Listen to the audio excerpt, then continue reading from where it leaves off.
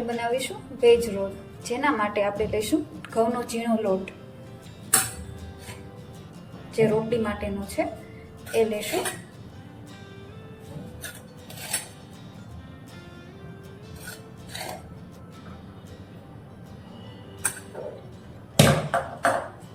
એમાં આપણે સ્વાદ મુજબ નમક નાખીશું.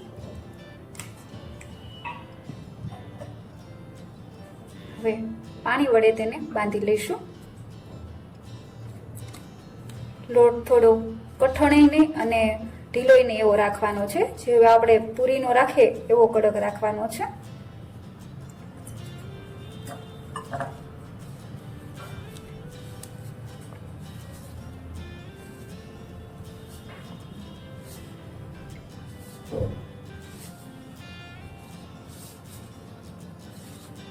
હવે આ લોટ આપણો બંધાઈ ગયો છે.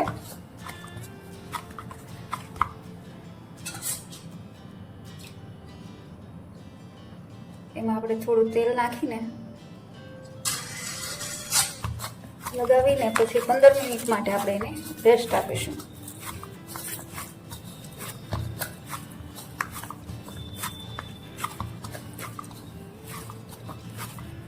તમે જોઈ શકો છો, બહુ ઢીલો પણ નથી અને બહુ કડક પણ નથી. હવે આને આપણે 15 મિનિટ માટે રેસ્ટ આપીશું. હવે આપણે વેજ રોલમાં જે સ્ટફિંગ કરવાનું છે એ કરીએ. એમાં મેં ડુંગળી લીધી છે, એક ડુંગળી જેટલું લીધું છે. ત્યારબાદ મરચું લીધું છે,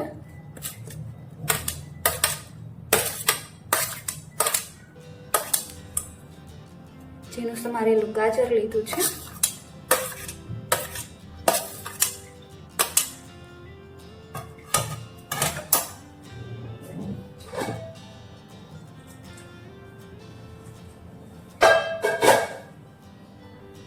ત્યારબાદ બટેકાની છાલ ઉતારીને તેને ખમણેલું છે એ લીધું છે.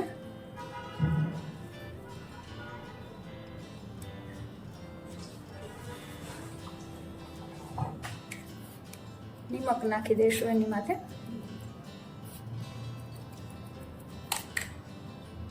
મિક્સ કરી લઈશું.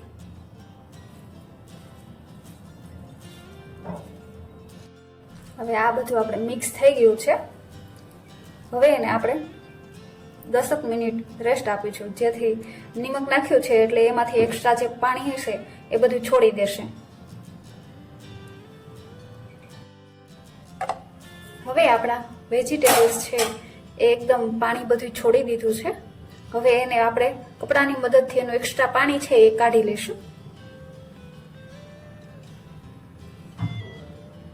આવી રીતે કપડું લેવાનું છે સાદું, એમાંથી હવે પાણી આપણે કાઢી લઈશું.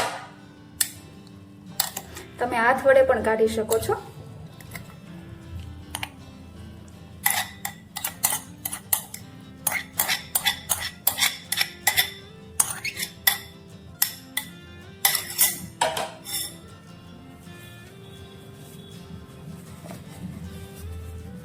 તમે જોઈ શકો છો કે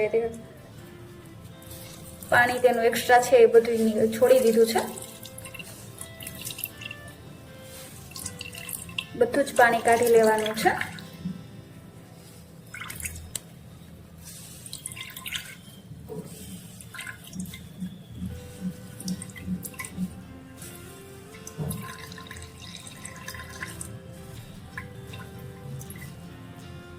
હવે આ પાણીનો યુઝ તમે પરાઠા કે રોટલી બનાવવામાં પણ કરી શકો છો. તો હવે આપણે કપડામાંથી કાઢી લીધું છે. તમે જોઈ શકો છો એકદમ ડ્રાય થઈ ગયું છે. હવે આપણે એમાં આદું લીધું છે ઝીણું સમારેલું એ લઈશું. ત્યારબાદ ધાણા ભાજી છે એ લઈશું.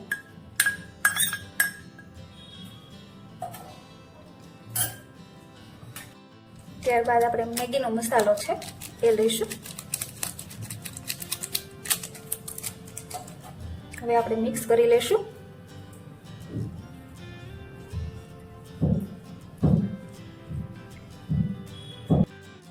હવે આપણે આપણા લોટનું સારું એવું મોણ આવી ગયું છે.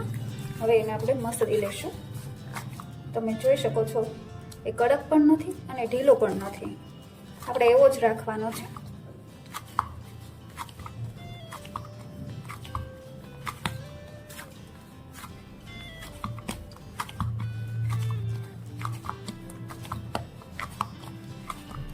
હવે એને આપણે મોટા લુવા વાળી લઈશું. આવડી સાઈઝના મોટી રોટલી બનાવવાની છે એટલે મોટા લુવા લઈશું.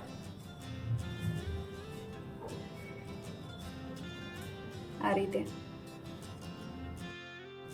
હવે આપણે એને વણી લઈશું.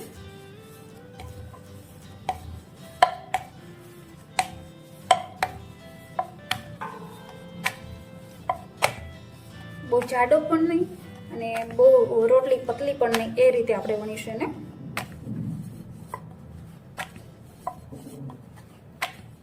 થોડીક થીક રાખવાની છે રોટલી કરતા, જેથી રોલ બનાવવામાં ફાટશે નહીં.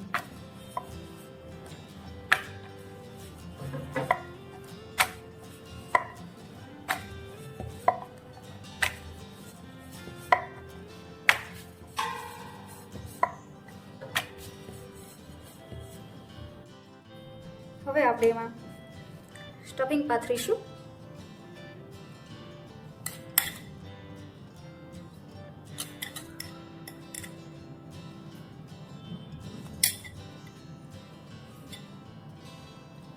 સ્ટફિંગ બને એટલું આછું પાથરવાનું છે અને જગ્યા બાકી ના રહે કે એ રીતે લગાવવાનું છે. અને સાઈડની કોર ખાલી જ રાખવાની છે, જેથી આપણે જ્યારે રોલ વાળીએ ત્યારે ત્યાંથી જે સ્ટફિંગ છે એ બહાર ના નીકળી જાય.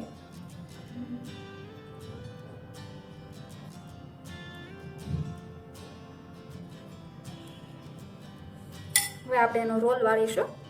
રોલ વાળવામાં આપણે ધ્યાન રાખવાનું છે કે જેટલો બને ને એટલો કડક વાળવાનો છે, ટાઈટ થાય એટલો ટાઈટ કરવાનો છે, જેથી કરીને જે અંદરનું સ્ટફિંગ છે એ બહાર ના નીકળી જાય અને રોલ પણ સરસ વળશે. સાઈડની જે જગ્યા છે એ પ્રેસ કરવાની છે.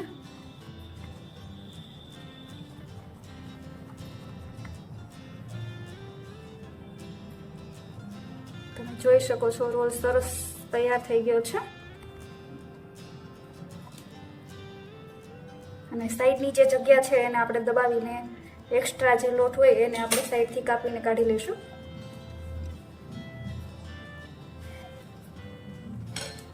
તો રોલ આપણો તૈયાર છે.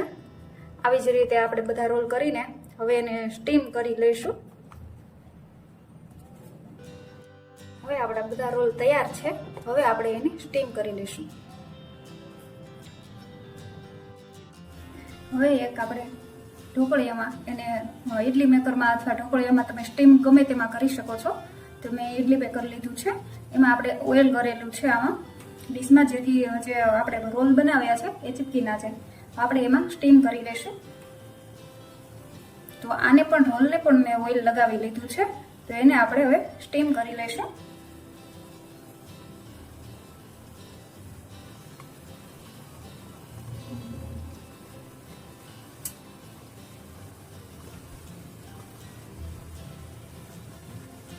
હવે આને આપણે 15 મિનિટ માટે સ્ટીમ કરી લઈશું.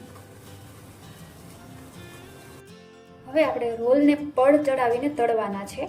એના માટે આપણે બેટર બનાવીએ. જેમાં લીધો છે મેં મેંદાનો લોટ લીધો છે.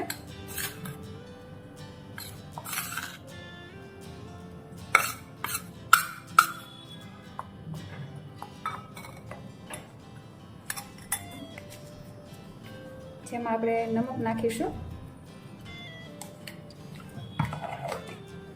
હવે પાણી વડે એને બેટર તૈયાર કરીએ.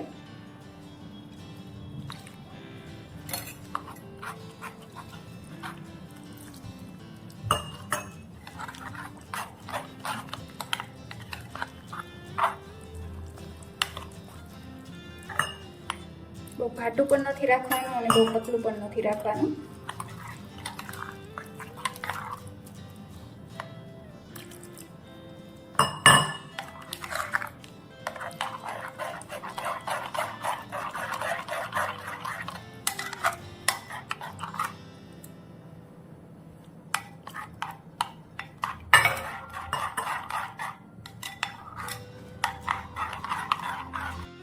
તો આપણું બેટર હવે તૈયાર છે. આ રીતનું રાખવાનું છે, ન તો બહુ ઘાટું ન તો બહુ આછું, જેથી રોલને સારી રીતે ચીપકી જાય એવું રાખવાનું છે. રોલ આપણા સ્ટીમ થઈ ગયા છે, હવે કાઢી લેશું. તો રોલ આપણા સ્ટીમ થઈ ગયા છે, હવે એને આપણે કટ કરી લેશું. હવે આપણે તેલ ગરમ થાય એટલે ડીપ ફ્રાય કરી લેશું.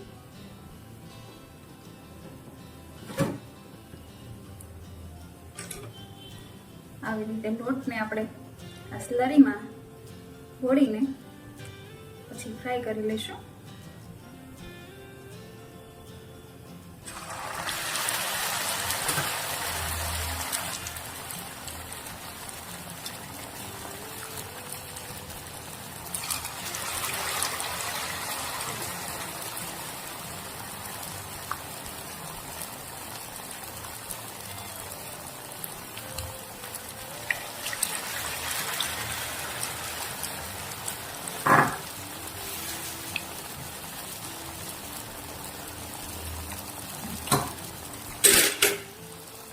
એને પલટાવી દઈશું.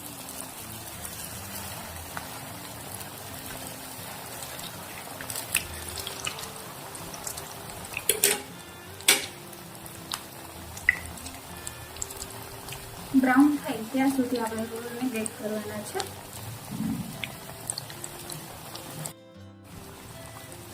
તમે જોઈ શકો છો કલર બહુ સરસ આવી ગયો છે. હવે એને આપણે કાઢી લઈશું.